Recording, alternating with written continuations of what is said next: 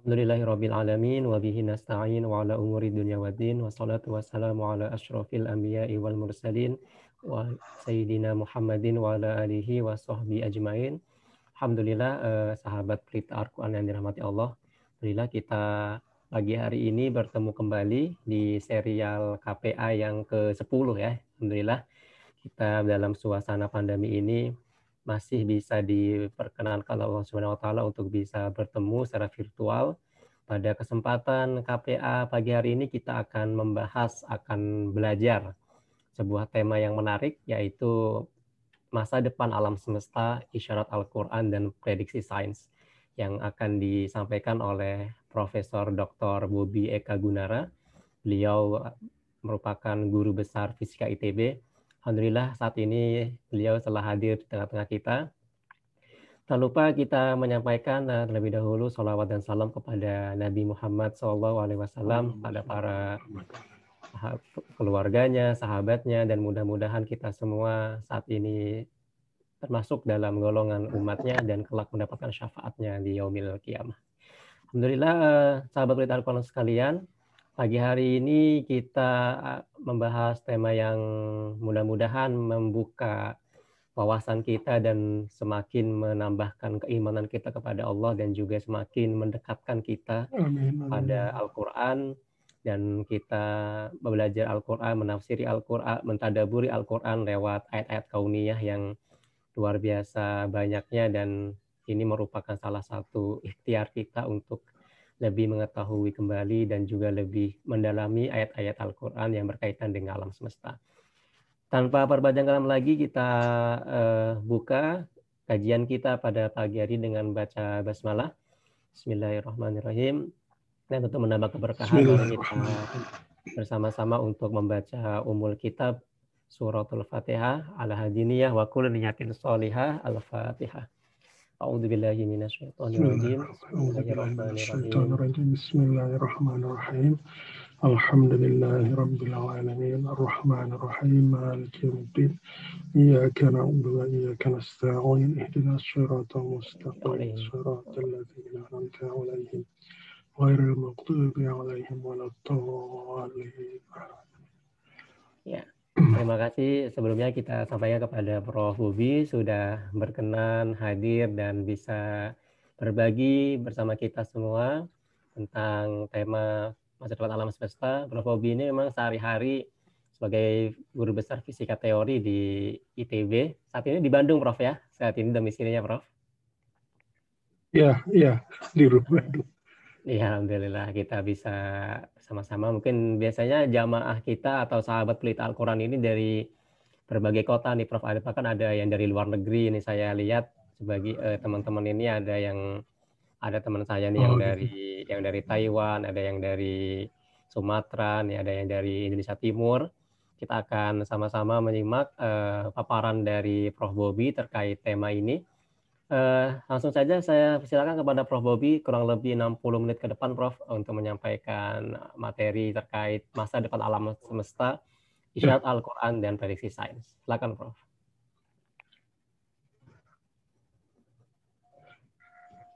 Oke, terima kasih. Assalamualaikum warahmatullahi wabarakatuh.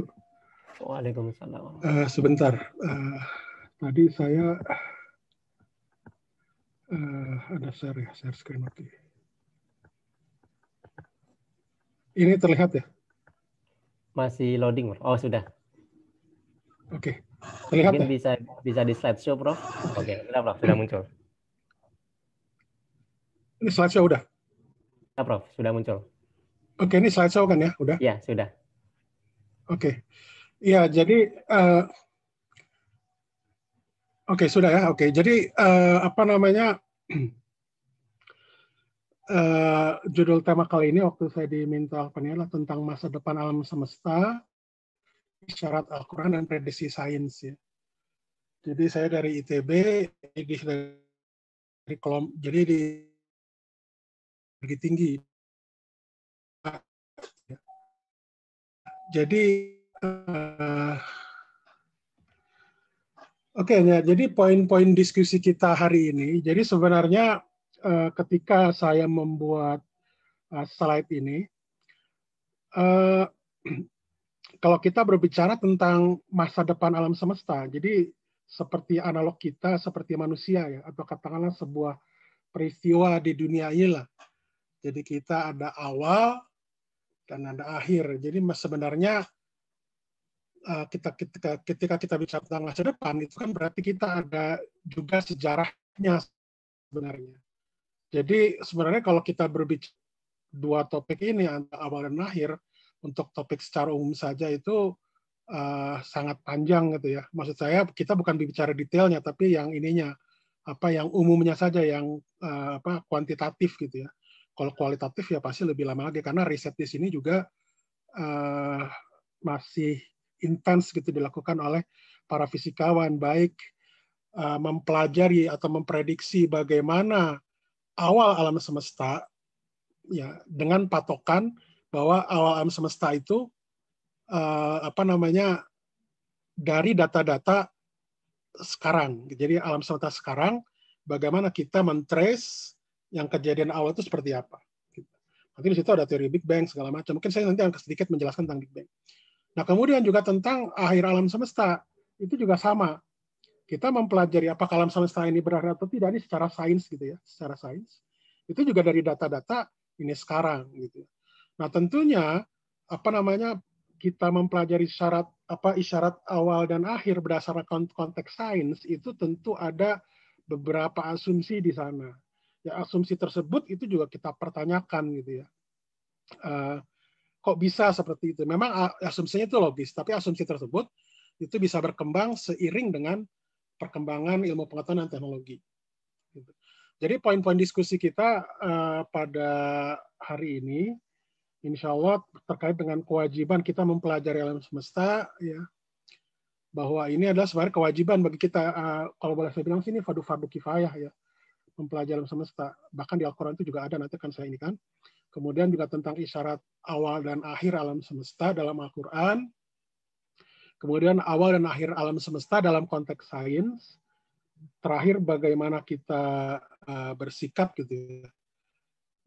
Ini mungkin kesimpulan diinikan sendiri aja ya. Jadi nanti bisa kita nanti ada pertanyaan atau apa.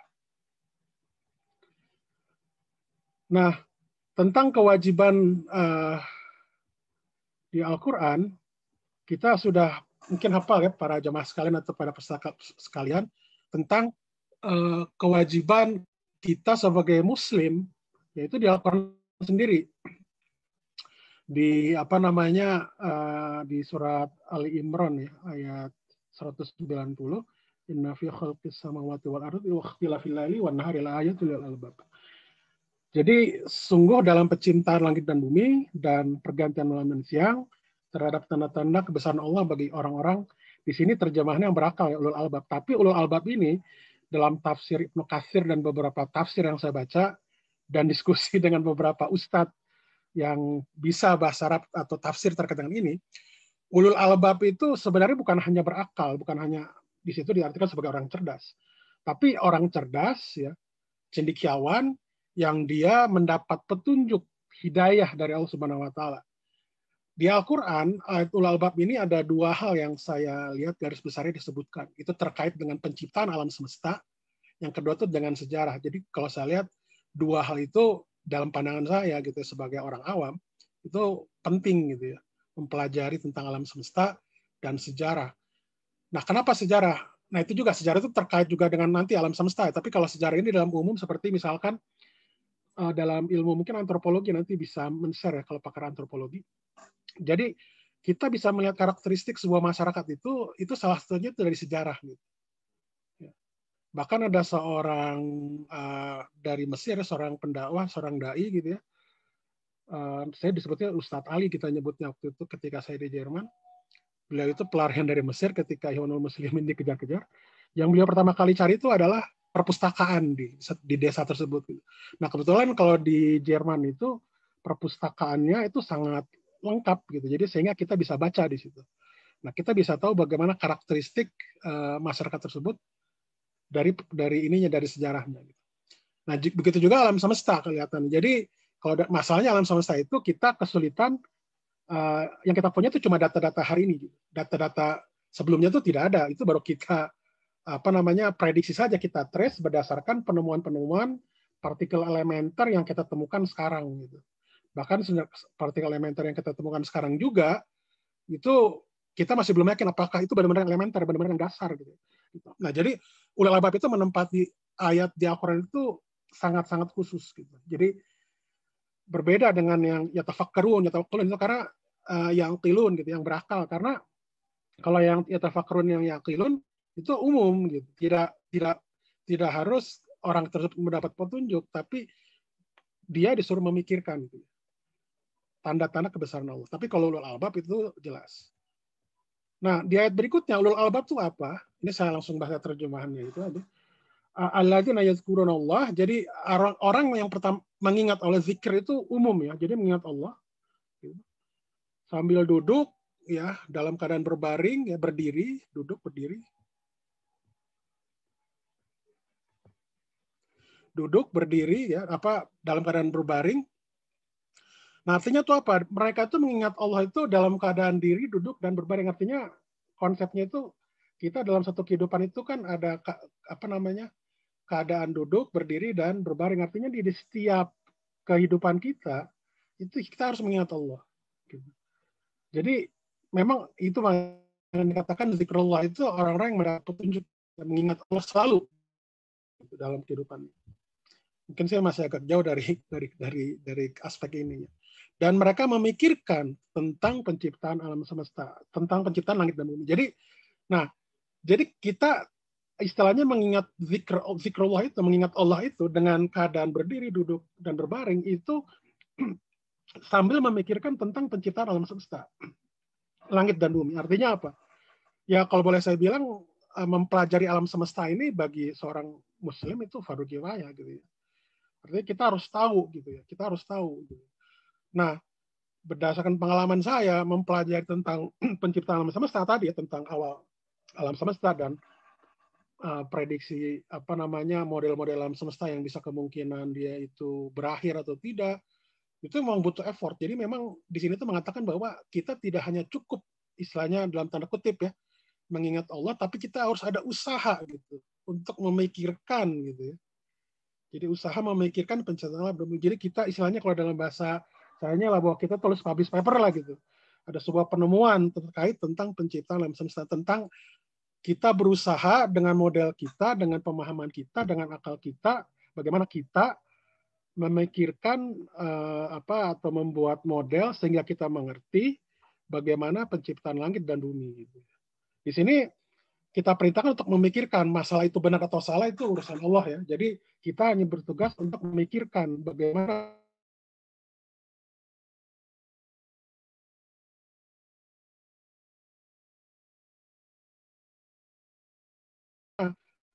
terlalu jauh ya. Sekarang itu dalam penemuan-penemuan sains masluh gitu. Nah, orang dulu ketika awal abad 20 ketika menemukan teori atau katakanlah menurunkan teori atom, itu kan tidak serta-merta ini nanti aplikasi ke sini enggak. Tapi dengan perkembangan zaman orang banyak belajar, ternyata apa yang mereka temukan pada saat itu bisa istilahnya mempermudah fasilitas kehidupan sekarang gitu. Nah, itu juga sama. Jadi kita memikirkan model-model alam semesta seperti ini itu salah satunya juga untuk agar supaya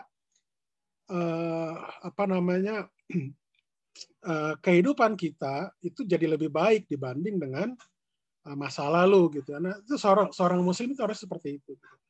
Nah, sehingga ketika nanti ulul albab ini mengingat Allah dalam segala aspek kehidupannya dan mereka itu memikirkan tentang penciptaan langit dan bumi, maka dia bersimpulan Rabbana ma khalaqta hadza batila subhanaka faqina adzabannar. Jadi ini adalah sebuah yang menurut saya istilahnya biasa gitu. Insya Allah tidak akan sia-sia gitu ya menciptakan alam semesta ini yang begitu luas gitu ya untuk kita gitu, untuk hidup.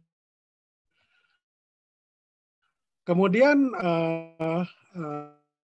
seorang muslim ya, bagaimana kita mempelajari alam semesta ya, kewajibannya. Nah, kemudian juga di Al-Quran juga itu ada isyarat-isyarat ya bahwa ya tadi ya. Jadi kalau kita lihat Allah Subhanahu Wa Taala itu banyak memberikan perumpamaan di Al-Quran agar supaya apa? Agar supaya kita lebih mudah memikirkannya dibanding dengan hal yang abstrak. Jadi kalau kita secara intuitif, saya juga secara intuitif ya kita percaya alam semesta itu awalnya dan ada akhirnya gitu ya. Karena itu memang dari dari Al-Quran ya yang kita imani itu mengisyaratkan seperti itu. Nah, cuma masalahnya awalnya seperti apa dan akhirnya seperti apa itu kita tidak tahu. Nah, makanya walaupun perkembangan sains sekarang itu bisa dikatakan dalam tanda kutip membuka gitu ya, mungkin sedikit dari apa yang dulu terjadi ya ya itu sebuah hikmah yang kita ini kan hasil dari kita mempelajari sains gitu. Nah, jadi di surat Al-Anbiya ayat 30 ini mengatakan bahwa jadi langit dan bumi itu awalnya satu ya. Jadi kalau di kita nanti di fisika ada yang disebut namanya teori unifikasi. Teori unifikasi itu adalah teori di mana dia menggabungkan semua interaksi alam. Jadi interaksi alam itu sejauh yang orang temukan itu ada 4 ya, gravitasi, elektromagnetik, listrik, nuklir kuat dan nuklir lemah gitu ya. Ya kenapa penyebab terjadinya anti-atom itu nuklir kuat. Nah, itu pada saat dulu itu dari satu kesatuan gitu ya, satu interaksi. Nah, ide penyatuan itu sebenarnya berawal dari Maxwell ketika dia menyatukan interaksi listrik dan magnet. Pada saat itu orang melihat itu dua kejadian yang berbeda. Ternyata kalau di Maxwell itu tidak. Itu merupakan satu satuan interaksi yang namanya elektromagnetik. Kemudian Einstein juga itu punya mengikuti ide Maxwell. Jadi ide Maxwell itu bahwa gravitasi dengan interaksi listrik itu harusnya nanti jadi satu kesatuan. Jadi sampai sekarang tuh ide unifikasi tuh orang masih cari dan berusaha untuk ke sana. Gitu. Kenapa? Nah, kita ingin itu salah satunya kalau kita, ya apalagi kita ada perintah Al-Quran tuh kita supaya bisa mengetahui mengenal besar Allah Subhanahu Wa Taala. Gitu. Bagaimana Allah Subhanahu Wa Taala itu menciptakan alam semesta, ya. Tentunya kita mengertinya dalam konteks sains. Gitu. Apakah itu benar atau tidak? Ya, walau kita hanya yang tahu, tapi kita hanya sebatas yang kita lakukan. Beberapa istilahnya kita menguji kebenaran segala macam itu dengan eksperimen segala macamnya, dengan teori segala macam itu banyak gitu ya. Nah, itu yang kita lakukan. Kemudian ini juga isyarat Al-Quran tentang penciptaan alam semesta ya. Jadi bagaimana Allah Subhanahu Wa Taala itu menciptakan langit dan bumi dalam 6 masa. 6 masa itu diartikan juga karena di sini katanya ayam itu hari ya. Ya tentunya kita sebagai orang Muslim atau orang mukmin kita beriman kepada ayat ini. Tapi kalau kita lihat ini dalam penafsiran saya, jadi kalau kita lihat di sini Allah menyebutkan 6 masa, artinya bahwa Allah Subhanahu Wa Taala itu menciptakan alam semesta itu waktu dulu, baru ruang. Gitu. Karena beliau Allah Subhanahu Wa Taala itu menyebutkan 6 masa di sana. Maka hari di sini memang yang di kita tuh 24 jam. Kalau saya yakinnya iya. Kenapa? Nah, kalau saya sih berbicara dalam konteks ini ya, jadi ada namanya teori relativitas Einstein, relativitas khusus. Jadi kalau kita melihat pada saat dulu alam semesta itu setelah Big Bang, jadi Big Bang itu artinya, jadi Big Bang itu adalah kejutan yang besar. Apa maksud kejutan yang besar? Jadi kalau menurut teori Big Bang, bahwa alam semesta tersebut, alam semesta kita, itu berawal dari singularitas. Singularitas itu apa? Sesuatu yang sangat-sangat besar yang tidak bisa diukur singularitas itu.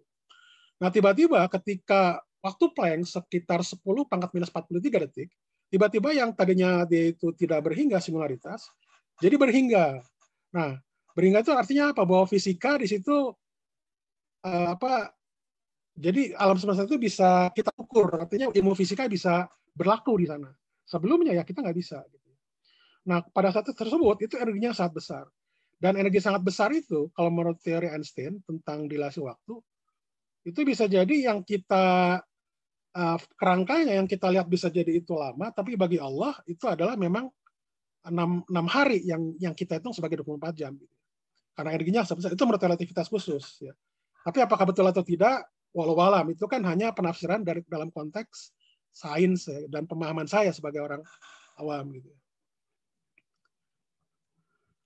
Nah, jadi tadi yang saya lupa ini kan, jadi kalau misalkan kita, misalnya seperti manusia lah ya, manusia itu ada awalnya lahir dan ada akhir kematian. Itu sebuah perumpamaan yang sederhana sebelum kita berbicara tentang alam. Jadi di alam ini selalu ada awal dan akhir. Film juga ada awal dan akhir. Kalau filmnya, kos produksinya akan besar gitu. Jadi tidak mungkin film itu tidak akan berakhir. Sepanjang apapun komik, film atau katakanlah apa ya, yang lainnya ya, seperti misalkan Game of Thrones itu ya, walaupun saya belum nonton season gitu ya, 9 season atau 10 season gitu, 100 episode berakhir kan gitu, walaupun lama gitu, ada akhirnya. Nah di alam semesta juga itu juga sama, itu ada akhirnya gitu. Ini di surat Al-Anbiya lagi saat ke-114. Jadi kalau di sini ada dengan seseorang staf kita yang ya termasuk bagus bahasa Arabnya gitu, kita diskusi gitu ya. Jadi kata-kata apa natwi itu kami gulung gitu ya. Seperti bayangannya itu begini. Kalau kita alam semesta itu seperti karpet gitu ya, bayangannya. Kita tiduran di sana. Kemudian tiba-tiba karpet itu digulung gitu. Yang terjadi apa? Kita akan sempit kan gitu. Nggak bisa bergerak apa-apa. Nah, itu kebetulan karpetnya kalau Anda lihat itu kan masih punya ukuran nih, ada ukuran jari-jarinya gitu ya. Ada itu digulung itu seperti digulung tapi dia tuh diperkecil gitu. Sampai sekecil-kecilnya. Jadi bisa dikatakan ruang itu jadi tidak ada gitu. Apa yang terjadi? Kita akan hancur. Kita akan hancur. Jadi makanya dikatakan bahwa itulah kenapa di kiamat itu tidak akan kita bisa lolos. Kenapa? Karena ruangnya sudah tidak ada. Sedangkan manusia itu kan hidup dengan ruang. Kalau ruangnya sudah tidak ada, ya berarti tidak bisa gitu. Juga di surat Al-Qiyamah ya, wa idza sama uqsitat. Jadi apabila langit dan dilenyapkan. Jadi memang di Al-Quran sebagai kita orang-orang beriman itu memang ada kiamat gitu. Itu bahkan salah satu rukun iman kan kiamat itu. Gitu. Jadi ini agak berbeda. Nanti kita lihat kita beriman kepada Al-Quran dengan sains. Walaupun sains memang ada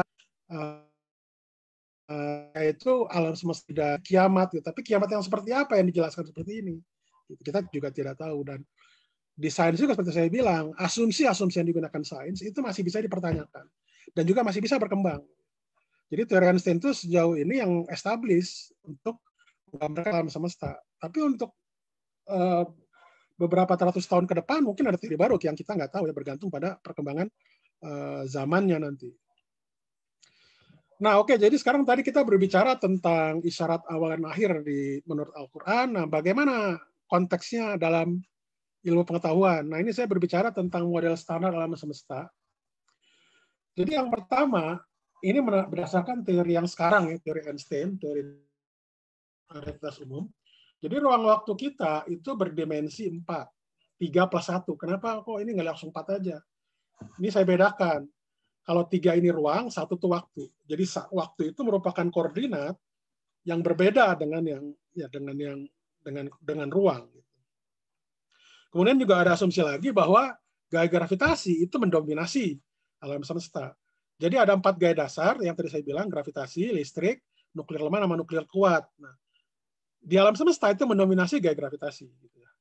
Kenapa? Karena gaya gravitasi itu dia terkait dengan massa, gitu ya, massa benda, massa gravitasi benda. Dan massa gravitasi benda, Anda lihat tuh kayak galaksi, cluster itu kan besar-besar. Itu dari pengamatan, makanya orang buat asumsi gaya gravitasi itu mendominasi alam semesta. Tetapi pertanyaannya, apakah dulu ketika awal alam semesta gravitasi juga mendominasi? Atau mungkin nanti ketika itu berakhir, apa gaya gravitasi juga mendominasi? Kita nggak tahu. Nah, kemudian di kita dalam teori relativitas umum Einstein itu kita mengambil kasus khusus juga, di mana alam semesta ini mempunyai struktur kausal kuat. Artinya apa? Kita bisa membedakan di setiap titik di alam semesta ini itu masa lalu, masa depan, dan masa sekarang. Gitu. Itu asumsi. Apakah ada yang alam semesta ini yang tidak punya struktur kausal kuat? Mungkin di bagian alam tertentu, di bagian alam semesta tertentu ada. Tapi ini berdasarkan ya pengamatan di bumi, hal seperti ini ya cukup bagus pendekatan untuk menggambarkan alam semesta. Dan kemudian energi dan materi mendominasi. Nah, ini juga sebagai catatan, energi dan materi mendominasi itu yang ditemukan manusia itu baru 5% dari alam semesta. Dan itu yang dipakai. Nah, bahkan ada penemuan baru bahwa sebenarnya yang 95% itu, yang benar alam semesta itu 95%-nya itu bukan yang kita temukan sekarang, tapi malah yang belum ditemukan. Yang kita sebut namanya energi dan materi gelap. Kenapa disebut gelap? Itu tidak berinteraksi dengan cahaya, gitu ya. Kalau yang kita temukan 5% itu tuh berinteraksi dengan cahaya, makanya bisa kita deteksi, gitu. Nah, makanya untuk mendeteksi 95% yang disebut materi gelap ini atau energi gelap dan materi gelap ini, itu kita butuh teknik lain. Nanti mungkin salah satunya pakai gelombang gravitasi, tapi saya sendiri juga masih belum tahu perkembangan akhirnya ya seperti apa.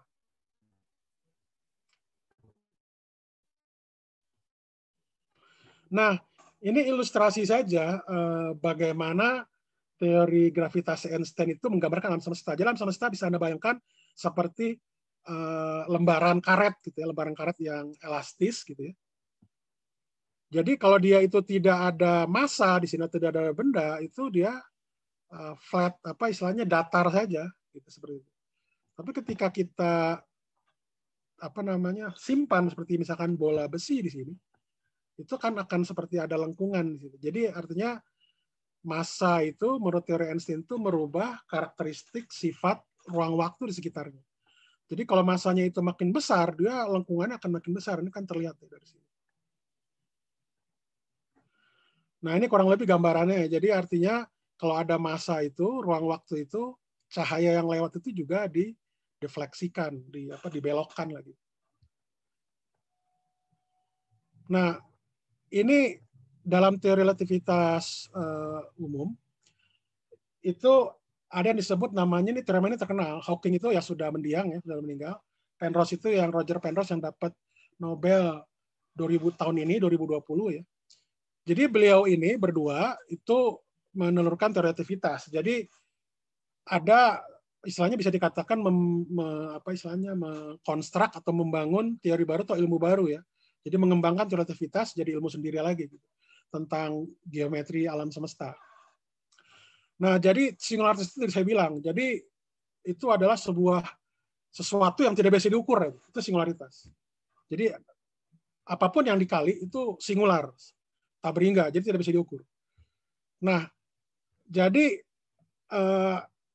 teorema singularitas Hawking-Penrose ini itu mengatakan bahwa tadi asumsi yang tadi kita buat di tentang alam semesta itu bisa terjadi singularitas dari alam semesta tersebut ketika pertama ada permukaan dua dimensi ya, di mana cahaya itu terperangkap. Jadi cahaya itu tidak dapat lolos di permukaan tersebut. Jadi cuma di situ saja, tidak bisa lolos di luar dari permukaan tersebut.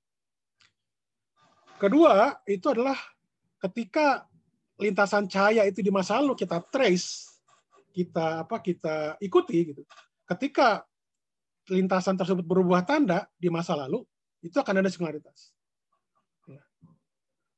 Nanti akan saya jelaskan poin-poin 1, 2, 3 ini apa saja. Kemudian yang ketiga, ketika permukaan 3 dimensi itu sama dengan bola, berbentuk bola, maka itu akan ada juga singularitas. Ini akan saya jelaskan poin 1, 2, 3 ini. Jadi dengan contoh tentunya. Penurunannya juga tentunya rumit gitu ya. Nah, maksudnya permukaan di mana cahaya terperangkap itu gimana? Jadi aspek ini sebenarnya ditinjau dari apa yang disebut namanya astrofisika.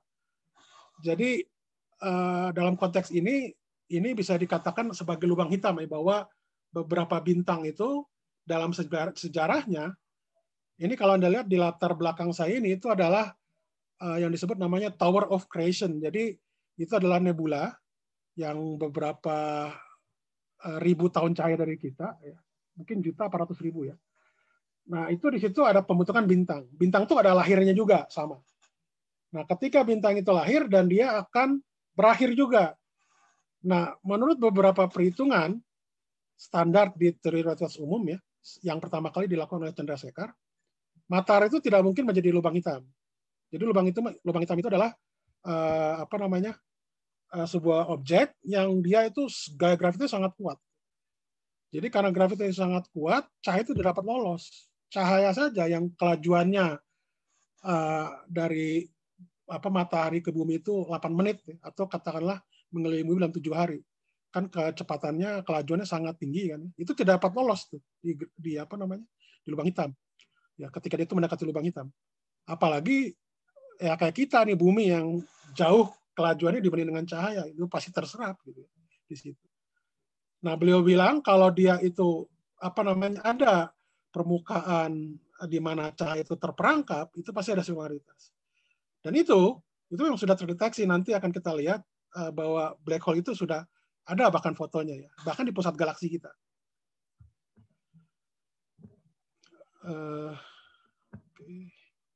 Nah, ini contohnya gambarannya. Jadi kalau misalkan black hole itu, jadi kalau tidak kita tadi ya di gambar sebelumnya itu ada massa di sini, dia ada lengkungan di sini.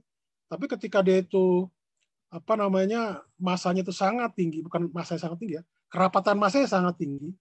Jadi lubang hitam itu bisa sebesar kelereng, radiusnya cuma 1 cm, tapi masanya bisa 4 kali matahari. Jadi makanya dia sangat-sangat tinggi rapat masanya, sehingga yang tadi permukaan karet ini tuh bisa jadi sumur dia. Jadi ketika dia masuk ke sini, pas melewati ini, dia tidak mungkin akan lolos gitu. Seperti itu.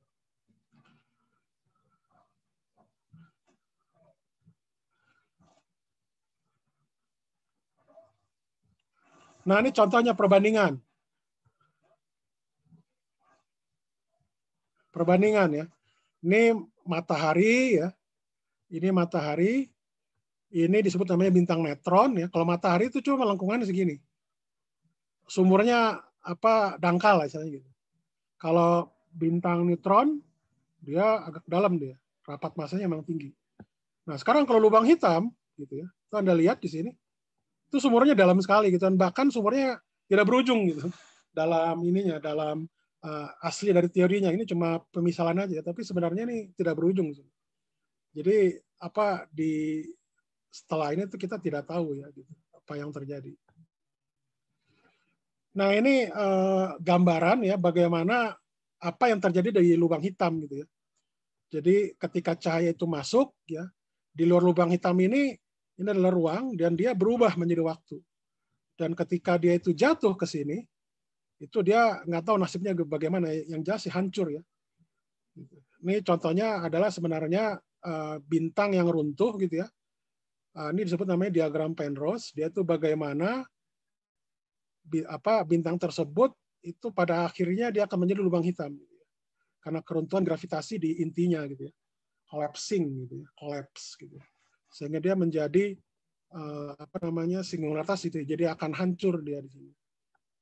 Dan black hole di sini itu justru banyak terdapat di pusat galaksi. Kenapa Anda lihat pusat galaksi itu kan sangat terang?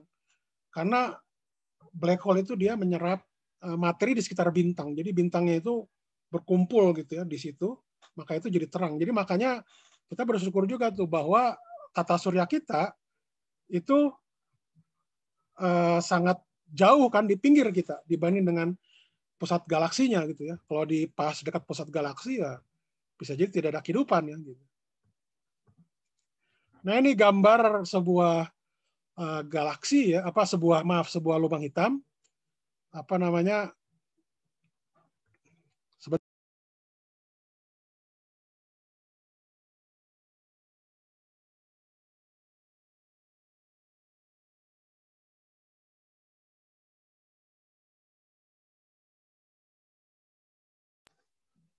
Oke, saya lanjutkan.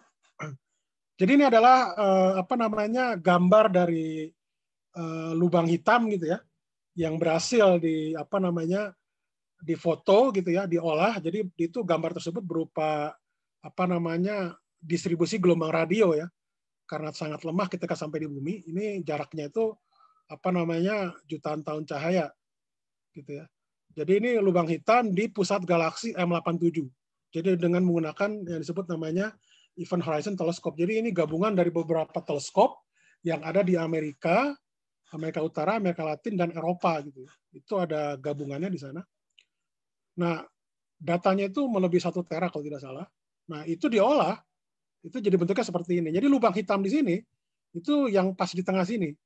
Jadi yang cahayanya di sini itu merupakan materi plasma namanya. Materi plasma itu biasanya materi yang dari bintang yang diserap oleh lubang hitam. Gitu.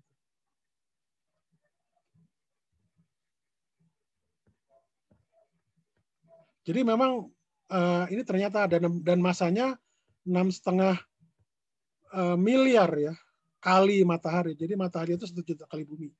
Matahari itu 1 juta kali bumi. Nah, Anda kebayang kan? Masif black hole ini masanya 6,5 miliar kali massa matahari.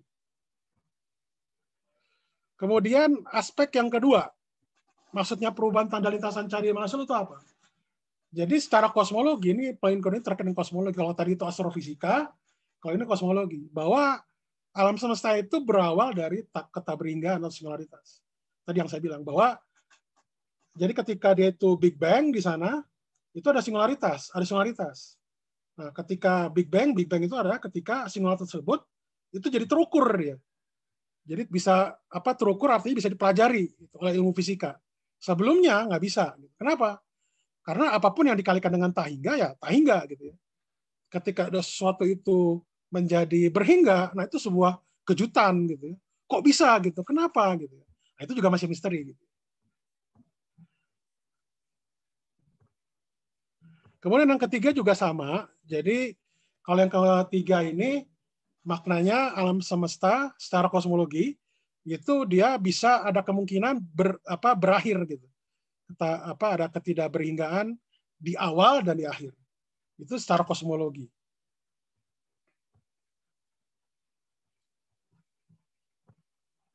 Nah, ini contoh model yang tadi saya bilang. Jadi di aspek 2 dan 3 itu terkait dengan kosmologi. Jadi yang garis merah ini yang disebut namanya alam semesta terbuka. Ya, jadi dia terus mengembang. Dia terus mengembang ke sana. Kemudian ada lagi yang disebut alam semesta datar. Jadi dia akan mengembang, lama-kelamaan dia akan seperti statik. Nah, ini yang ketiga. Ketika tadi alam semesta kita itu dia bersifat seperti bola, isotropik ya, dan homogen. Nah, dia ketika dia tuh bola itu nanti dia akan berakhir. Nah, yang disebut namanya universitas alam semesta tertutup. Nah, alam semesta tertutup ini itu dia memang ketiga model ini itu dia memang punya awal ya.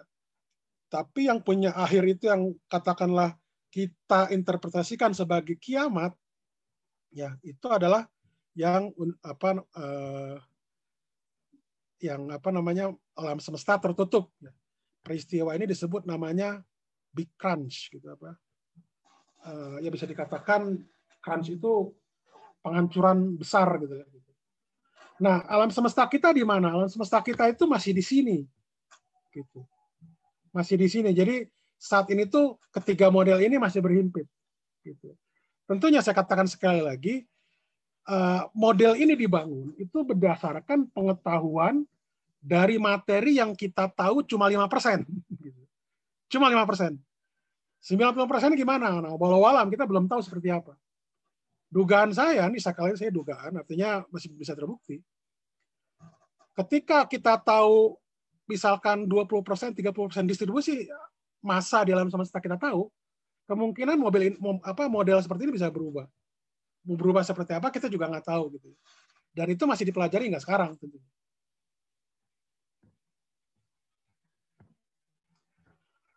Nah, ini ada yang menarik di sini. Jadi ini apa namanya? Saya ambil dari ini. Ini ada apa majalah wiredco.uk, Anda bisa cari di sini. Jadi dia berawal dari Big Bang, ya. Jadi dari singularitas di sini. Kemudian ini terjadi apa namanya? Setelah Big Bang itu ada inflasi namanya. Inflasi itu paling mudah suhu alam semesta itu berubah turun gitu ya. Jadi jadinya tinggi sekitar 10 pangkat 35 Kelvin. 10 pangkat 35 Kelvin itu bayangannya seperti apa panasnya. Jadi kalau Anda memasak telur yang berjarak 1 juta tahun cahaya, itu matang telur tersebut. Jadi ini ada sumber cahaya, ada sumber energi nih yang 10 yang ekivalen dengan 10 pangkat 35 Kelvin. Anda punya jarak misalkan 1 juta tahun cahaya lebih sedikit lah gitu. Nah, ketika Anda masak telur di jarak 1 juta tahun cahaya, itu telur tersebut matang. Itu gambarnya seperti itu. Kalau sedikit lagi Anda masukkan, itu angus telur tersebut. Itu energinya seperti itu tuh luar biasa, gitu, sangat besar sekali. Nah, jadi makanya alam semesta ini terjadi inflasi, ada penurunan suhu di sana. Nah, ketika ada penurunan suhu, tadi interaksi itu berubah, pecah jadi dari 1 jadi 4. Ya. Ada seperti itu. Di sini nanti ada pembentukan partikel-partikel yang kita tahu seperti atom, segala macam. Kemudian pembentukan unsur, pembentukan kristal, materi, ya gas-gas di sini. Kemudian ada pembentukan, bukan pembentukan atom dulu yang sederhana ya. Atom hidrogen, helium, gitu. Kemudian ada pembentukan bintang, galaksi, bintang, kemudian ada planet, galaksi dan sebagainya. Terus sampai terbentuknya tata surya gitu ya. Dan kita tuh di sini. Gitu. Dan kita tuh di sini. Ya. Nah, jadi saya katakan bagian yang seperti ini itu juga masih praduga ya, masih ada dugaan-dugaan gitu yang kita masih pelajari sampai sekarang gitu ya. Bagaimana sebuah galaksi itu terbentuk, bintang itu terbentuk, bagaimana nanti solar system tersebut terbentuk ya, pembentukan planet segala macam. Kok bisa ini galaksi terbentuknya galaksi, klaster galaksi dan macam segala banyak lah gitu ya, hal-hal yang kita tidak tahu gitu di sana. Nah, yang jelas berdasarkan pengamatan alam semesta kita itu berekspansi dipercepat gitu ya. Dipercepat berdasarkan pengamatan itu dari pengamatan gerak dari galaksi, klaster galaksi yang dia itu menjauh satu sama lain. Nah, bukan berarti menjauh satu sama lain itu umumnya, tapi ada juga yang bisa jadi saling mendekatkan karena kan kita patokannya di bumi kan ya. Kalau di bumi bisa jadi menjauh, tapi bisa jadi juga ada galaksi yang mendekat gitu ya. Galaksi bertabrakan, mungkin nggak? Itu mungkin. Gitu. Nah, jadi kalau untuk yang bagian ini itu masih orang belum tahu ya prediksinya seperti apa. Jadi kalau di sini memang nanti ada big crunch atau big rip namanya di sini, penghancuran galaksi jadi hancur, solar system tata surya hancur. Ya.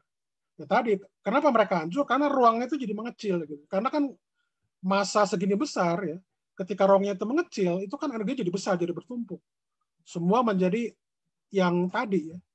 Kita dibentuk dari atom-atom, ya berarti kita nanti menjadi atom-atom itu hancur menjadi partikel elementer, ya sudah. Gitu. Setelah itu apa? Ya sains tidak berbicara ya kehidupan setelah kiamat gitu ya. Ya.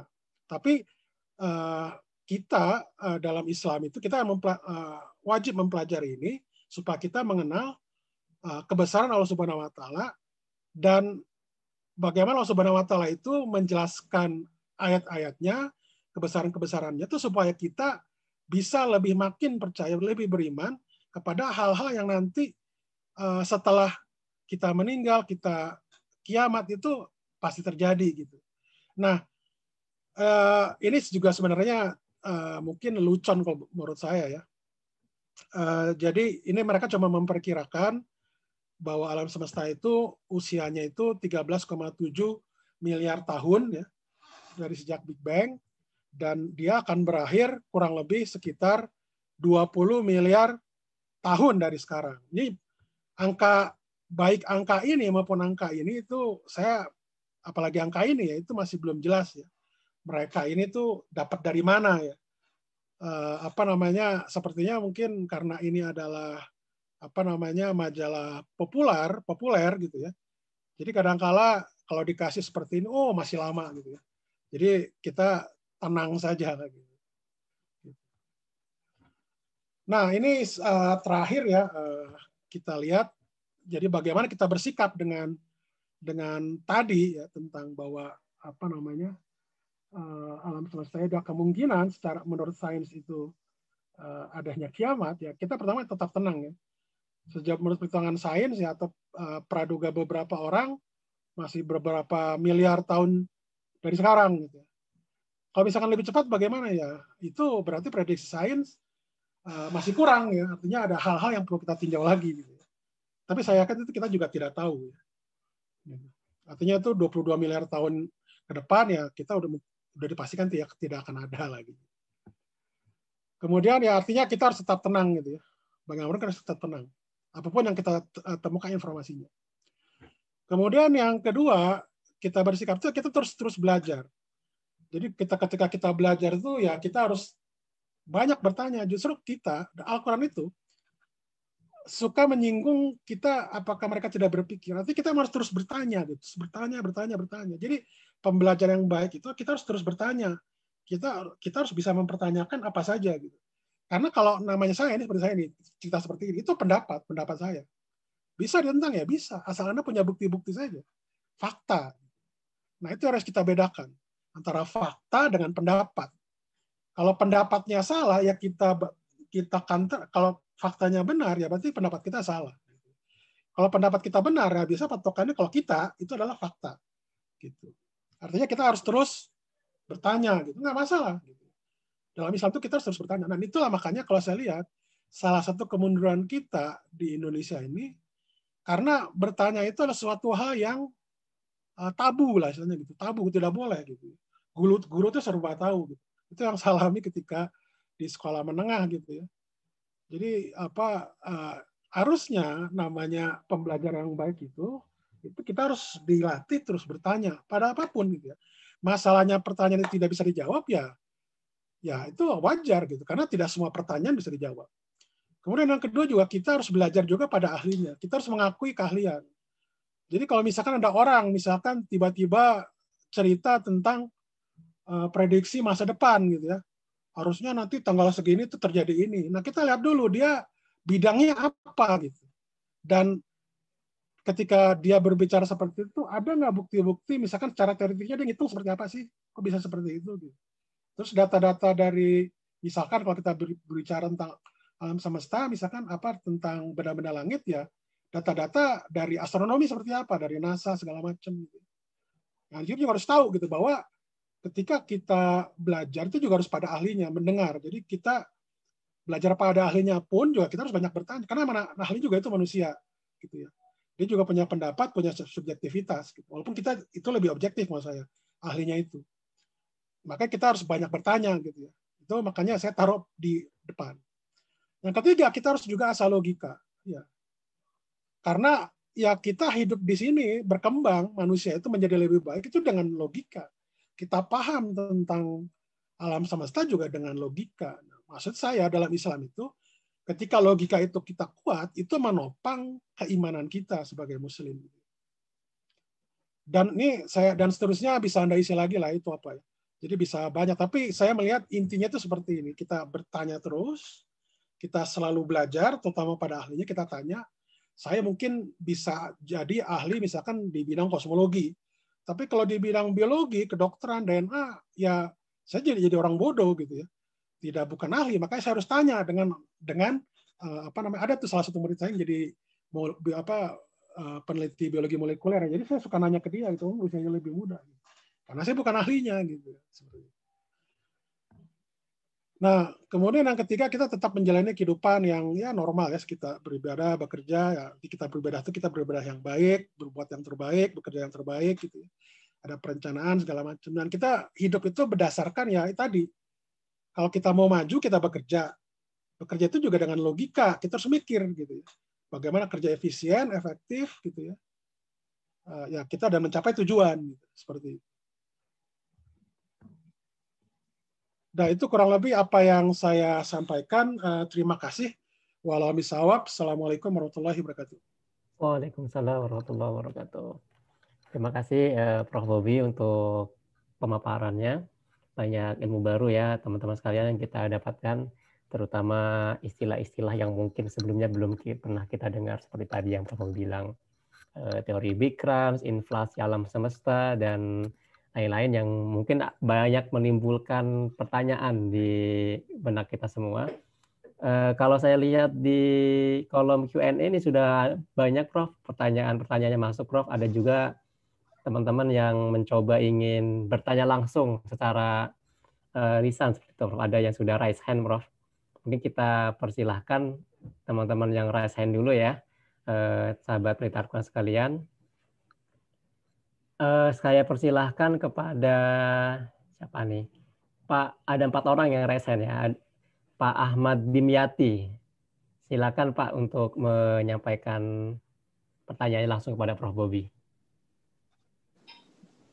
Terima kasih. Assalamualaikum warahmatullahi wabarakatuh. Waalaikumsalam. Waalaikumsalam warahmatullahi wabarakatuh. Prof, saya sangat terkesima dengan presentasi ini. Latar belakang saya di bidang pertanian, jadi walaupun juga tertarik pada sedikit astronomi karena ada irisan di agroekologi ya.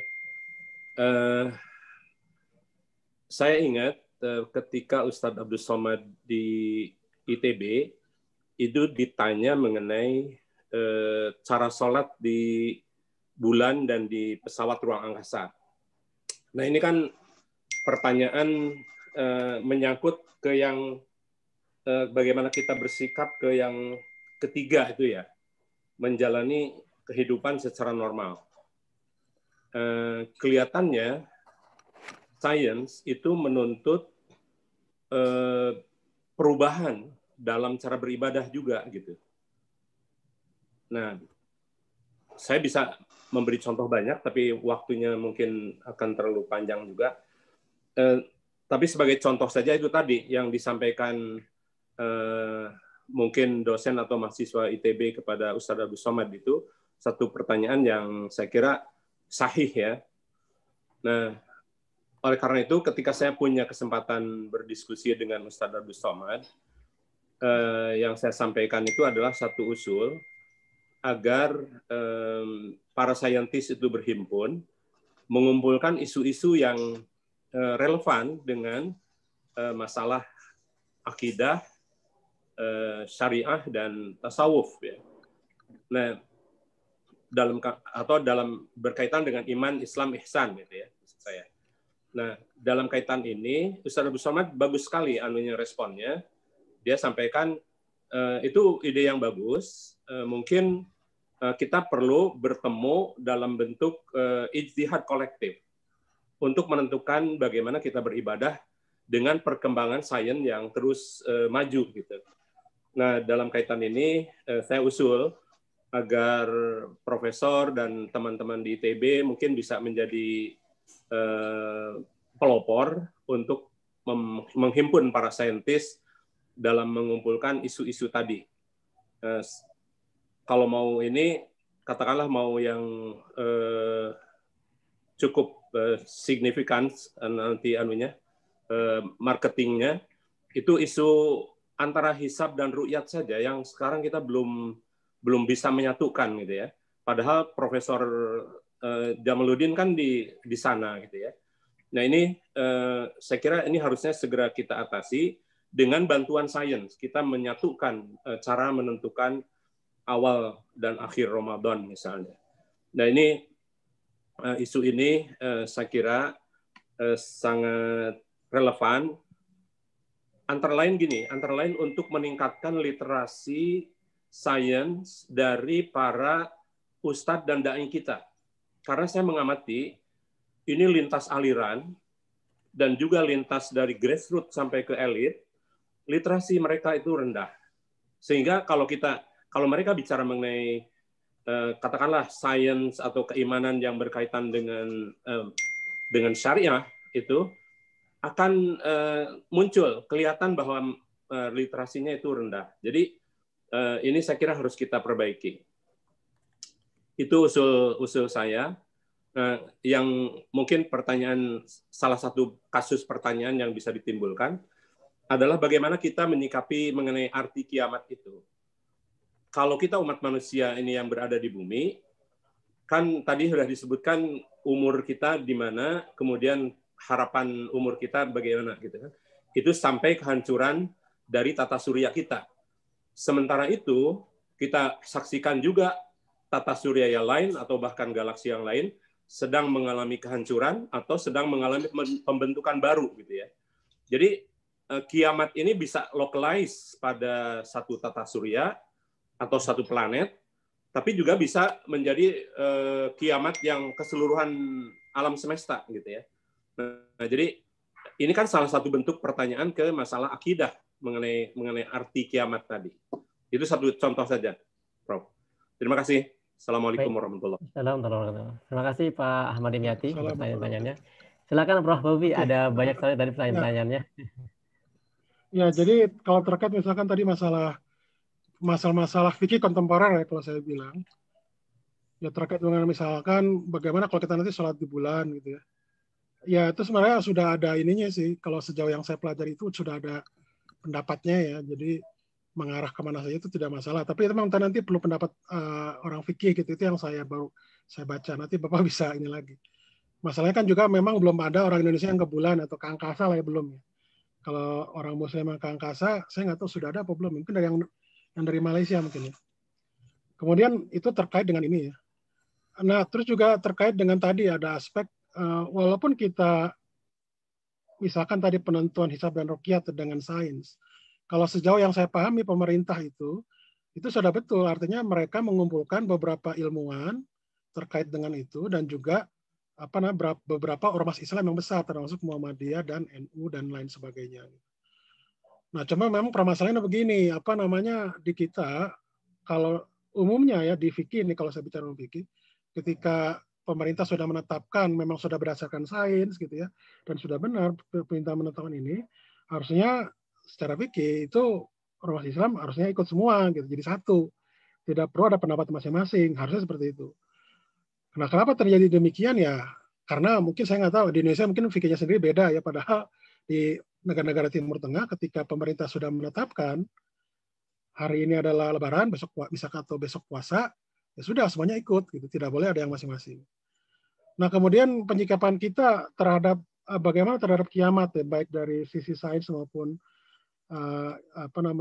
di sisi Islam ya, bahwa di Islam itu kita berbicara tentang keimanan. Nah, yang saya pahami, keimanan dalam Islam itu berkembang, sifatnya tidak statis. Artinya itu bergantung apa? Bergantung pada seberapa jauh atau berapa lama kita belajar. Itu yang saya pahami. Jadi tentunya ketika saya waktu SMA, saya beriman kepada Allah Subhanahu wa Ta'ala, ketika nanti saya sudah lulus S3, seharusnya itu ada kemajuan di sana tentang pemahaman tentang keimanan. Kenapa? Karena pengetahuan kita bertambah. Gitu. Jadi dalam Islam itu penopang keimanan itu salah satunya itulah ilmu pengetahuan. Jadi makanya umat Islam itu harusnya itu fardu kifayah, bukan fardu kifayah, maaf, fardu ain, harus cerdas gitu. Jadi tidak boleh istilahnya kita sebagai sumber utama penyebar hoaks gitu. Kalau kita belajar misalkan dari ilmu hadis saja, ilmu mustalahul hadis, riwayatkan hadis itu kan juga tidak boleh sembarang orang. Dia harus ulama, punya keilmuan tertentu, ditambah lagi dia harus jujur, tidak boleh bohong, gitu. Dan lain sebagainya lah. Jadi itu banyak hal sebenarnya yang bisa kita pelajari. Makanya saya katakan sekali lagi, jadi harusnya kalau kita memang benar-benar harusnya logika kita harus sangat kuat. Sehingga kenapa? Informasi seperti hoax itu tidak akan menyebar terlalu luas di Indonesia. Gitu. Itu mungkin dari saya mungkin untuk mempersingkat. Mungkin ada yang lain nggak? Kan bila ada pertanyaan yang lain. Baik, Prof. Ada lagi yang kita satu lagi ya untuk yang raise hand. Setelah kita raise hand, kita kembali ke kolom, kita masuk ke kolom Q&A. Saya persilakan ke Bapak mungkin ini ya, Pak Muhammad Fadil Harisah untuk langsung menyampaikan pertanyaannya. Silakan, Pak. Sebelumnya terdengar nggak suara saya? Terdengar. Silakan. Ya, oke. Bismillahirrahmanirrahim. Assalamualaikum warahmatullahi wabarakatuh. Waalaikumsalam warahmatullahi wabarakatuh. Selamat pagi. Terima kasih atas pemaparan dari Prof. Bobby ya. Jujur saya sangat excited banget tentang mempelajari Al-Quran dalam fenomena Al-Quran dalam sains itu di masa mendatang. Karena juga jujur sih saya juga lagi meneliti tentang berkaitan dengan apa yang pendekatan sains dalam Islam juga gitu. Meskipun saya juga ranahnya di bidang pendidikan gitu, tapi saya meneliti tentang peserta didik yang meningkatkan sikap spiritualnya itu. Nah, mungkin ini juga ya Prof ya, saya juga pengen bertanya juga nih, bagaimana sih ketika misalkan berkaitan dengan fenomena yang kesini nih kita melihat tuh ilmu-ilmu terus makin ke barat-baratan daripada ke yang ke musimnya gitu. Makanya juga kan dalam Permendikbud juga kan gini ya Prof ya. Dalam Permendikbud itu kan undang-undang Permendikbud Undang-Undang nomor 24 tahun berapa? Yang nomor tahun 2013 itu kan salah satunya adalah meningkatkan sikap spiritual. Ada sikap sosial, sikap spiritual. Tapi sikap spiritual itu paling pertama. Namun ketika di sisi lain pengajarannya tuh kadang nihil banget. Bukan kadang, memang sering banget pengajarannya tuh nihil banget. Nah, menurut Prof, bagaimana ketika kita mencerdaskan kepada murid-murid, mensisipkan terhadap dengan teori saintifik tapi pendekatan musimnya itu bisa diterima dengan baik dan juga peserta didik juga senantiasa mempelajari terus Islamnya gitu. Saya melihat juga remaja sekarang juga akhlaknya sudah sudah hilang banget. Makanya kan gitu ketika di sosmed ya, meskipun saya menyambung ke sosmed juga itu akhlaknya udah nggak ada banget. Gitu. Makanya juga ini pendekatannya penting banget sains kan gitu. Bahkan berkaitan dengan sains saja kan mereka juga masih gitu.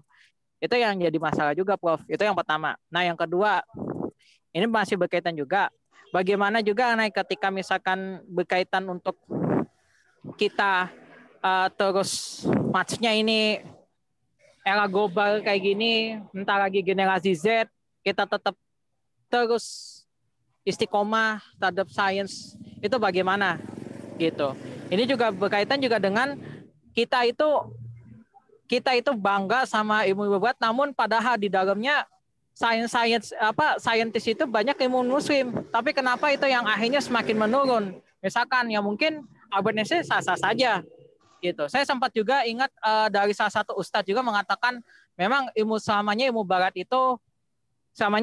itu memang nggak salah gitu. Tapi juga kan kadang selamanya nggak salah juga sehingga tetap aja akan terjadi perdebatan gitu. Saya sempat baca buku juga Prof berkaitan dengan sains juga yang akhirnya membuat ini sains itu yang sudah menghilang gitu. Yang langsung ke pertanyaannya aja Mas. Pertanyaannya apa Mas? Nah, karena waktu kita mepet ya. Sip.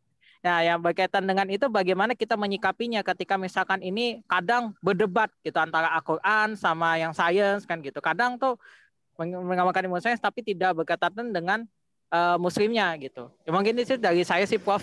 Kurang lebihnya mohon maaf. Assalamualaikum warahmatullahi wabarakatuh. Waalaikumsalam warahmatullahi wabarakatuh. Mohon maaf sebelumnya agak terlalu panjang. Silakan Prof. Ya. Oke, Mbak, terima kasih. Jadi kalau yang terkait dengan yang pertama ya, jadi masalah pendidikan anak.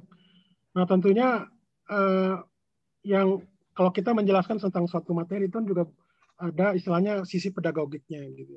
Sisi pedagogik. Jadi artinya pedagogik itu ya itu tadi kita melihat umur, usia, psikologinya seperti apa gitu ya. Bahan-bahan yang cocok seperti apa ya tentunya itu ada kajian tersendiri ya, itu di luar dari pengetahuan saya, keahlian saya gitu. Tapi kalau umum itu seperti itu. Artinya ya seperti gini, misalkan saya kan memberikan ini kan hal yang umum. Ya, karena ini kan untuk publik gitu ya. Kalau untuk mahasiswa saya itu pasti nanti akan ada matematikanya yang lebih rumit dibanding ini gitu.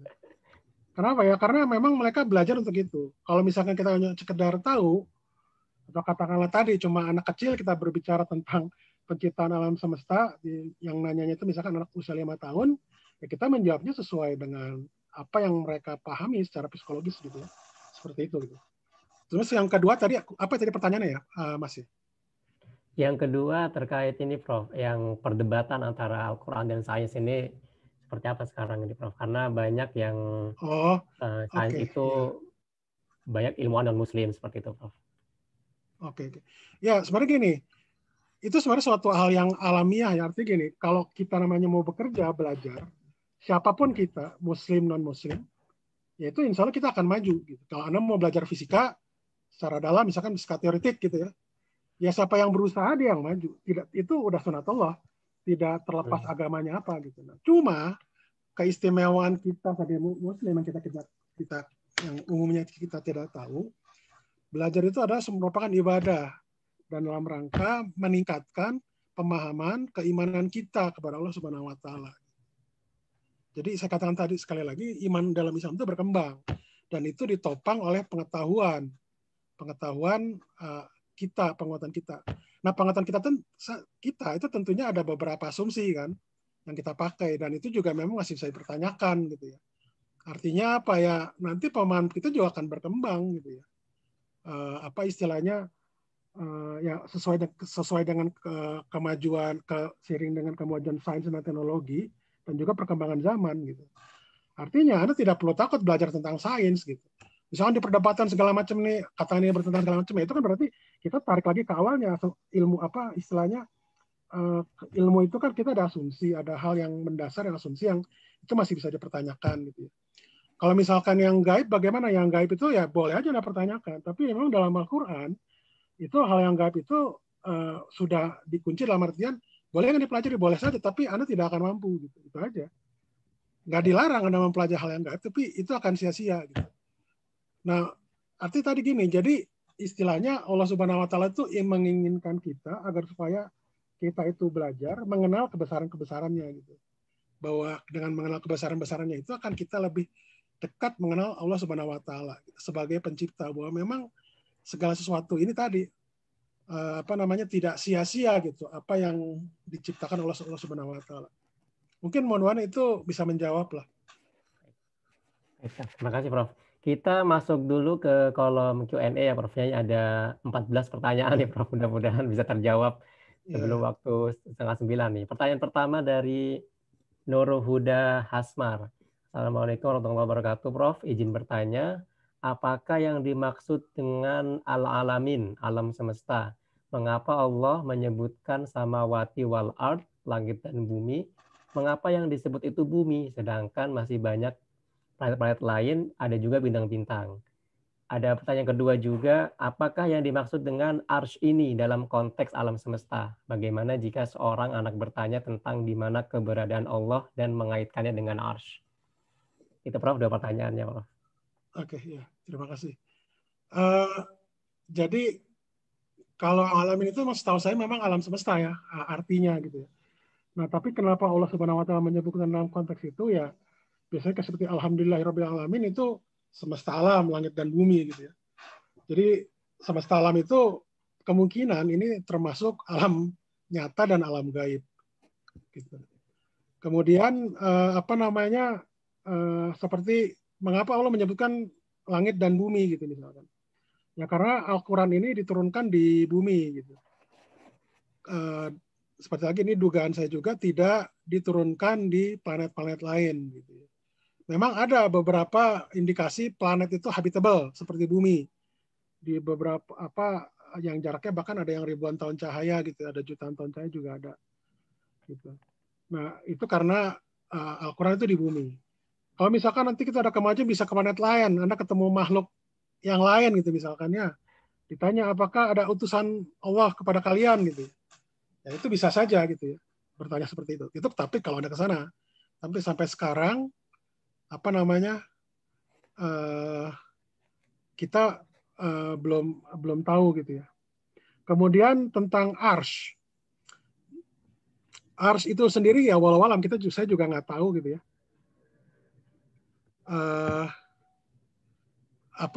Arsy itu. Tapi yang jelas begini.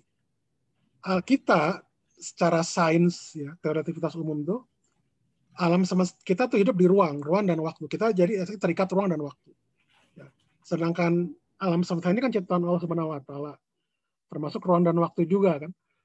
Artinya memang ketika kita berbicara tentang posisi dan kapan terhadap Allah Subhanahu wa taala, kepada Allah Subhanahu wa taala, jadi tidak apa istilahnya, tidak tepat lah gitu, salah gitu, karena Allah Subhanahu wa taala itu tidak bergantung pada makhluknya, pada ciptaannya.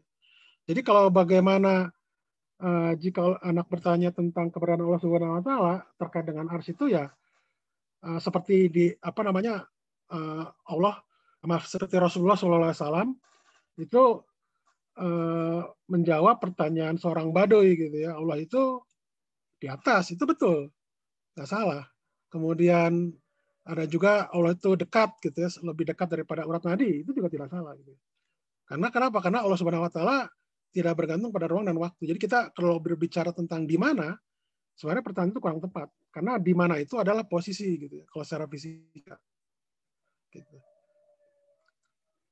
Itu mudah-mudahan bisa menjawab. Kita lanjutkan bagaimana dari Siti Zulaikha. Bagaimana dengan teori yang menyebutkan bahwa alam semesta itu tidak sekedar universe, tapi multiverse? Ini pertanyaan tentang multiverse, Prof. Silakan, Prof. Bobi. Ya, sekali lagi saya katakan itu model ya gitu. Memang ada istilahnya begini. Ada istilahnya kalau di sains itu mungkin di syariah juga ada ya. Ada mazhab mayoritas, ada mazhab minoritas gitu. Nah, mazhab mayoritas itu masih bilang alam semesta ini unik ya, seperti itu. Nah, kalau yang multiverse ada nggak itu yang apa mazhab minoritas? Tapi mazhab minoritas berarti apa? Ya itu masih belum bisa dibuktikan. Apakah memang betul apa alam semesta itu bukannya unik tapi ada beberapa gitu. Kalau seandainya teori mekanika kuantum benar bisa dilakukan, bisa maksudnya gravitasi itu bisa dikuantisasi nanti istilahnya. Memang pertanyaan tentang multiverse itu memungkinkan ada. Kenapa? Karena mekanika kuantum itu berbicara tentang probabilitas gitu ya. Jadi ada yang disebut namanya multiverse. Jadi artinya alam semesta yang ada sekarang di kita ini yang probabilitasnya paling besar. Kalau yang probabilitasnya tidak besar bagaimana? Ya itu tadi jadi apa namanya multiverse ya, atau parallel universe bahkan. Tapi apakah itu ada ya sampai sekarang gravitasi belum bisa dikuantisasi gitu ya. Apakah benar teori kuantum juga ya kita masih belum bisa menjawab hal itu gitu ya. Tapi sejauh ini mekanika kuantum dan teori relativitas umum itu bisa menjawab ya apa yang memang menjadi permasalahan orang saat ini gitu ya. Walaupun ada juga koreksinya gitu. Tapi untuk ke depan bisa jadi itu berubah gitu. Walau misalnya saya. Baik, terima kasih Prof. Kita lanjut ya ke dari Ahmad Prayogi. Di manakah posisi dark matter, materi gelap, dan dark energy, energi gelap pada saat membentuk alam semesta hingga saat ini? Adakah kemungkinan materi tersebut berinteraksi dengan materi barionik? Nah, kayaknya yang nanya ini orang fisika nih, Prof. Ya, kalau apa namanya dark matter itu sendiri itu juga masih belum tahu ya. Jadi secara teoritis itu memang kita perhitungkan, ada perhitungannya. Itu biasanya nanti terkait dengan apa gerak galaksi salah satunya ya. Kenapa punya kurva seperti itu?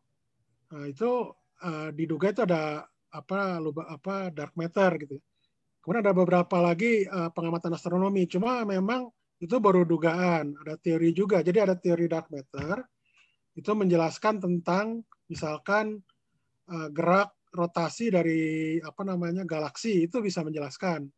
Nah, cuma masalahnya kalau sebuah teori itu bisa dikatakan bagus untuk menjelaskan ini, kita juga perlu bukti apa benar apa istilahnya dark matter itu ada, bagaimana mendeteksinya gitu. Jadi memang sekarang itu tidak hanya cukup ketika kita ada perhitungan terus cocok dengan data hasil eksperimen misalkan. Nah, yang asumsi tadi dibilang dark matter itu bagaimana mendeteksinya? Nah, itu teknik lain lagi gitu ya, atau punya apa istilahnya permasalahan sendiri gitu ya. Sejauh yang saya tahu ya seperti itu tentang dark matter. Jadi bagaimana bentuknya, sejauh yang saya ketahui orang belum ada yang bisa mendeteksi dark matter sampai sekarang. Gitu. Bentuknya seperti apa? Karena kita belum tahu. Ya saya juga nggak bisa bilang apa-apa. Cuma yang jelas disebut namanya dark karena dia tidak berinteraksi dengan cahaya. Nah, biasanya kita dalam fisika itu pada umumnya seperti kemarin mendeteksi gelombang gravitasi itu kan dengan interferensi kan. Interferensi dari dua laser yang berbeda jaraknya gitu, terjadi ada kontraksi jarak gitu ya, kontraksi ruang. Itu ada perbedaan, walaupun perbedaannya itu sampai dalam level 1 angstrom ya, hampir sama dengan radius atom hidrogen gitu, sangat kecil. Nah, tapi itu untuk gelombang gravitasi yang diprediksi Einstein 100 tahun lebih gitu ya, baru bisa dideteksi sekarang. Nah, kalau dark matter, mudah-mudahan itu bisa dipakai nanti tekniknya ya, karena dia itu tidak berinteraksi dengan cahaya, berarti kita harus pakai yang lain. Nah, salah satu alternatifnya itu pakai gelombang gravitasi, tapi tekniknya seperti apa ya itu yang perlu dikembangkan. Itu aja mungkin yang saya bisa jawab. Terus pertanyaan tadi, Prof, apakah kemungkinan materi tersebut berinteraksi dengan materi barionik, Prof? Nah, saya nggak tahu tuh seperti apa, karena seperti ya itu masih belum tahu lah saya. Intinya masih belum tahu, karena dark matter itu ya masih misteri ya.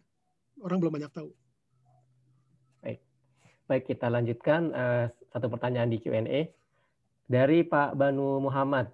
Prof, dari tadi dibahas tentang materi. Kalau dalam fisika yang dimaksud imateri itu apa ya, Prof?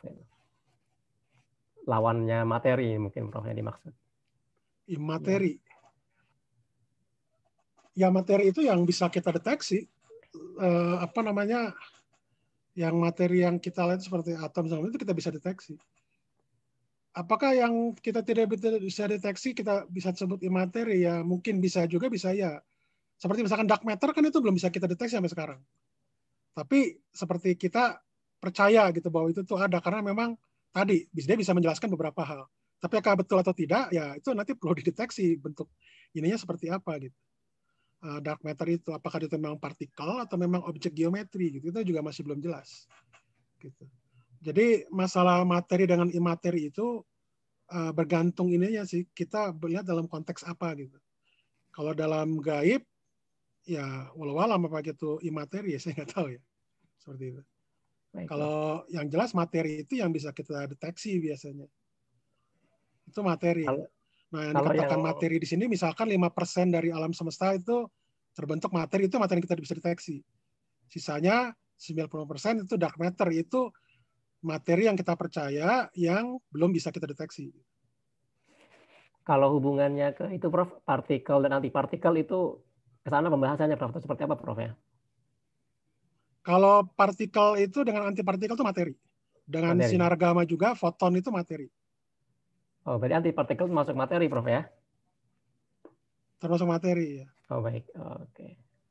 Kita ke raise hand dulu. Ada teman-teman yang raise hand, ada 4 orang. Saya persilakan kepada Pak Bayu untuk menyampaikan langsung pertanyaannya kepada Prof. Bobi. Terima kasih. Assalamualaikum warahmatullahi wabarakatuh. Waalaikumsalam. Saya ada 2 pertanyaan, Prof. Waalaikumsalam. Yang pertama tadi Prof membahas awal bahwa Allah di awal itu Allah menciptakan waktu di awal gitu. Jadi ruang itu belum ada gitu, Ustaz. Kemudian di akhir juga space itu jadi menghilang, cuma ada waktu. Demikian juga waktu saya melihat gambar black hole itu di event horizon, setelah kita masuk di event horizon itu space tidak ada, hanya ada waktu.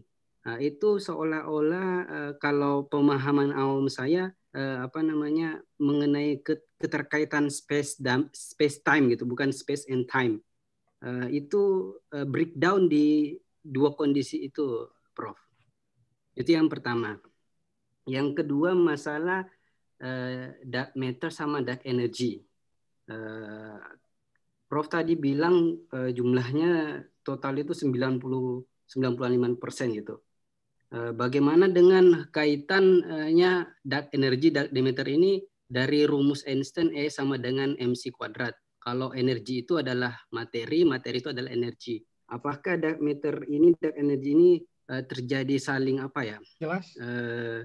saling terkonversi energi, kemudian menjadi dark matter, kemudian dark matter lagi menjadi dark energy gitu, Prof.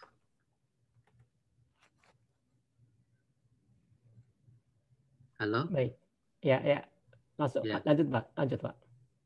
Nah, saya berspekulasi mungkin dark energy, dark matter ini adalah alam gaib yang alam malaikat atau alam jin yang memang tidak bisa kita deteksi gitu. Tapi ada di sekitar kita. Bagaimana menurut Prof? Terima kasih. Baik, terima kasih pertanyaannya Pak Bayu.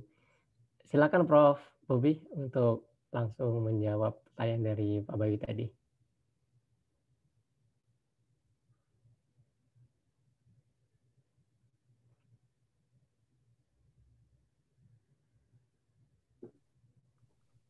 Halo ya. Ya, Tadi saya sempat putus. Oh ya. Tadi yang pertanyaan keduanya saya kurang jelas. Tadi saya sempat putus. Tapi pertanyaannya terkait ini Prof, yang dark energy dan yang dark pertama matter. saya tahu terkait dengan masa itu ya, waktu ya. Iya. Jadi memang begini, itu cuma istilahnya dari pemahaman saya terkait ayat itu bahwa kemungkinan besar waktu dulu diciptakan gitu ya. Baru ruang, dalam artian perbedaannya berapa detik. Nah itu tadi yang saya katakan. Jadi ketika waktu Planck saja 10 minus 43 detik gitu ya. Jadi itu sangat-sangat cepat gitu. Jadi pada saat itu waktu sudah ada, tapi ukuran dari radius alam semesta itu sangat-sangat kecil. Hampir mendekati titik lah gitu. Jadi energi sangat besar. Nah itu terkait dengan tadi dugaan alam semesta berdasarkan teori Big Bang. Yang tadi, yang yang di awal tadi. Kemudian ketika dia itu Big Crunch, mungkin saya belum bentar ya.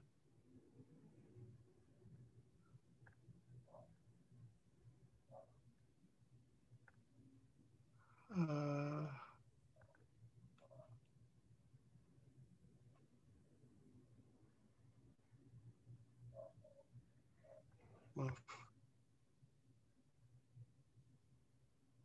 Nah, jadi ini ketika waktu Big Bang di sini. Nah, ketika itu Big Crunch itu bukan hanya ruang saja, tapi waktu juga hancur di sana. Gitu. Jadi artinya memang apa yang ada di dalam semesta ini, kalau untuk yang Big Crunch ini dia memang istilahnya semuanya hancur, jadi tidak ada. Gitu. Itu yang kurang lebih pertanyaan pertamanya ya, kalau tidak salah ya. Iya, Prof. Kalau yang keduanya apa ya? Yang kedua itu terkait apakah mungkin dark energy dan dark matter itu saling terkonversi, Prof. Seperti di kaitannya sama rumus energi Einstein, MC kuadrat itu, Prof. Di mana energi sama dengan materi gitu. Iya, namanya juga dark matter, kita belum tahu apa gitu ya.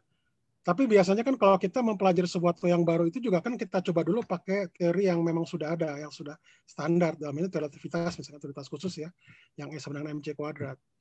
Nah kalau misalkan nanti kita ditemukan dark matter ternyata ada teori baru, ya berarti nanti teori relativitasnya itu direvisi bisa jadi gitu ya, karena ketidakcocokan gitu. Tapi sejauh ini yang saya pahami itu tuh masih berlaku teori relativitas Einstein ya.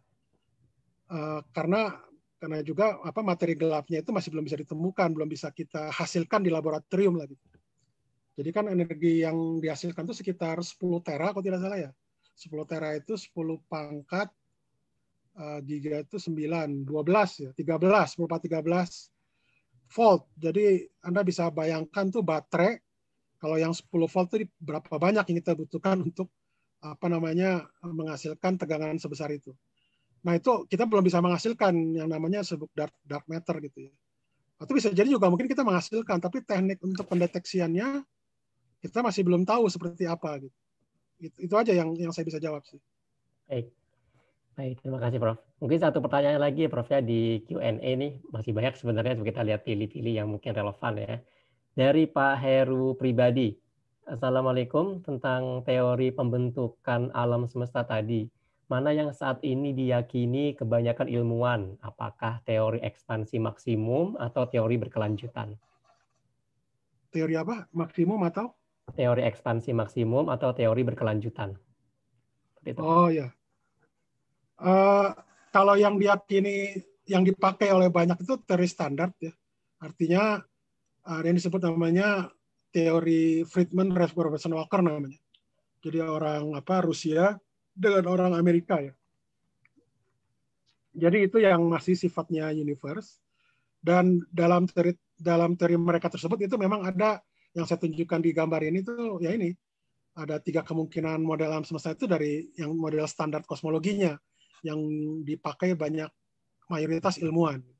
Kalau misalkan yang berkelanjutan, ya maksud saya nanti ketika ada Big Crunch ini bisa jadi nanti ada lagi alam semesta yang lain yang diciptakan, yaitu masih dalam bentuk teori alternatif ya. Tapi sejauh ini belum ada yang bisa deteksi untuk ke sana gitu, dari data-data alam semesta yang ada sekarang berdasarkan pengamatan astronomi dan tumbukan atau kolisi dari partikel elementer gitu di lab. Itu saja mungkin. Baik, Prof. Ini satu lagi, Prof ya, terakhir nih, ya, insya Allah karena waktunya sudah 8:29. Dari Pak Agus Fanar Sukri, bila secara teori ada black hole yang akan menyerap berbagai benda di alam semesta, apakah dari black hole akan mengeluarkan lagi benda-benda di alam semesta yang baru? Menarik nih, Prof. Ya, memang gini, memang itu pertanyaan yang bagus memang. Jadi ini sekali lagi secara teori ya. Jadi kalau yang memang sudah diamati secara faktanya, black hole itu menyerap materi benda.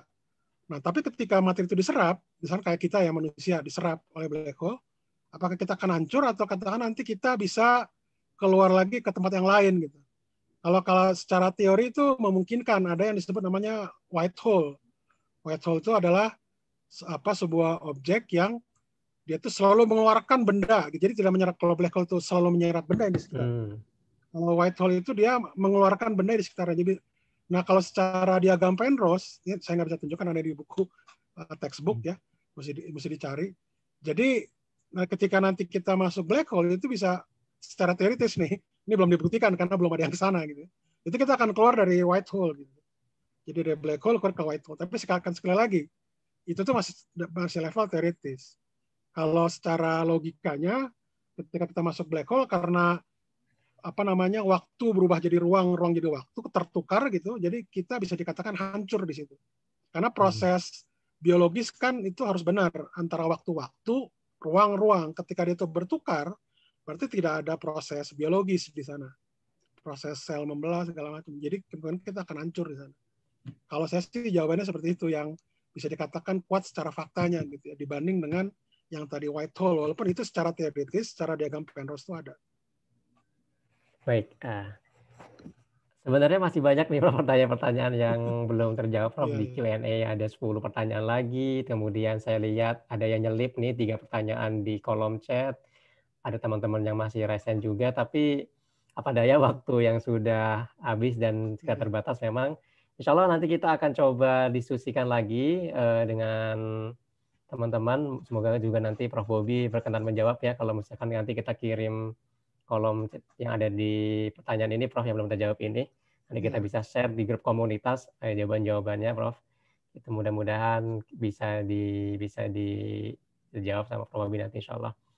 Terakhir, Prof, mungkin ada kata-kata penutup, Prof, closing statement untuk menutup sesi kita pagi hari ini terkait tema KPA pada pagi hari ini. Silakan, Prof. Ya, kalau saya sih sebenarnya terkait dengan tadi ini aja, bagaimana kita bersikap ya. Jadi ya tadi harus kita tetap tenang gitu ya. Terus belajar, banyak bertanya, belajar pada ahlinya, asah logika yang tajam, dan juga kita tetap menjalani kehidupan normal, itu aja. Itu aja yang saya bisa sampaikan. Baik, Prof. Terima kasih. Baik, terima kasih Prof Bobby dan sahabat Pelita Al-Quran sekalian. Tadi tercatat yang gabung 187 orang, Prof, alhamdulillah bersama kita pagi hari ini. Mudah-mudahan banyak wawasan, banyak ilmu, dan juga pemahaman baru yang kita dapatkan pada pagi hari ini, terutama semakin meningkatkan keimanan kita terhadap Al-Quran melalui tadabbur ayat-ayat kauniyah atau ayat-ayat tentang sains. Sekali lagi kami ucapkan terima kasih banyak kepada Prof Bobby atas waktunya pada pagi hari ini telah berkenan sharing kepada kita sekalian dan teman-teman sekalian yang hadir. Insya Allah kita bertemu lagi teman-teman di sesi KPA berikutnya, sesi KPA terakhir ini ya di tahun 2020. 2 pekan lagi, tanggal 27 Desember, insya Allah akan membahas tema mengungkap proses kimiawi pada fenomena-fenomena warna dalam Al-Quran yang akan disampaikan oleh Bapak Dr. Renat Agustinus Zulis. Beliau merupakan dosen kimia UI, pendiri dan juga sekaligus sebagai pendiri Rumah Sains Indonesia. Mudah-mudahan kita bisa hadir lagi pekan depan dan kita semua sehat selalu ya teman-teman sekalian, dan kita tetap menjaga jarak, memakai masker, dan juga tetap hidup dalam kondisi yang new normal ini. Mudah-mudahan kita semua dilindungi oleh Allah Subhanahu wa taala dan senantiasa kita mendapatkan keberkahan dari Allah Subhanahu wa taala. Kita tutup sesi kita pada pagi hari ini. Oh ya, jangan lupa untuk update terus info kegiatan kita kajian Pelita Al-Quran. Follow Instagram @pelitaquran.id dan subscribe channel YouTube-nya. Insya Allah kajian-kajian yang kita bahas, yang kita selenggarakan pekan-pekan sebelumnya akan kita coba upload di YouTube channel kita.